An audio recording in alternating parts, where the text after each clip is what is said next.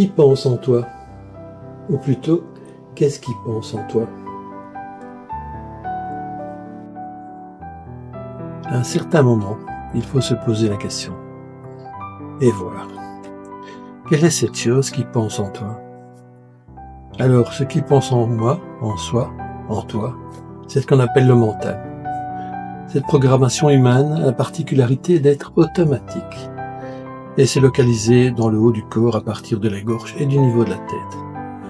Ce mental a comme prérogative de penser, de jauger, d'analyser, de trouver des solutions à tout ce qui se présente. Et ce mental s'adresse à d'autres mentales quand il en a à sa portée et qui lui répondent bien évidemment. Mais le mental se répond très bien à lui-même, tout le temps. Ça pense, ça se répond, ça se parle à soi-même. Les gens sont méchants, ils me regardent de travers, etc. Blablabla. Pour rien, pour tout, des farandoles de pensée. Et à la longue, cela fatigue terriblement la personne que nous sommes. Ce mental fonctionne en automatique. Tout ce qu'il voit, il nomme.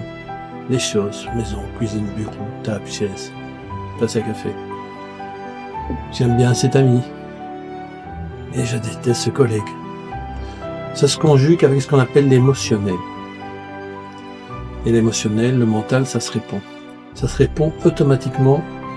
La colère par la colère, la peur par la peur, le dégoût par le dégoût, à la tristesse par la tristesse, et à l'amour par l'amour, et à la joie par la joie.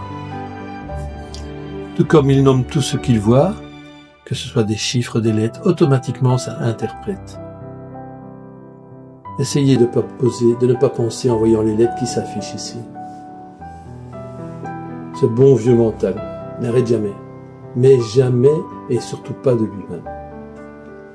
Mais l'humain que nous sommes a le pouvoir, s'il le souhaite, de lui mettre une sourdine et de lui dire « baisse le ton, mets-la en veilleuse ». Stop! Et quand ça marche, et que le mental se tait et que le silence se fait, mais quel bien-être pour le personnage, pour la personne que nous sommes. Quel soulagement dans la tête et le calme émotionnel qui vient avec. Quelle paisibilité. La souffrance disparaît instantanément.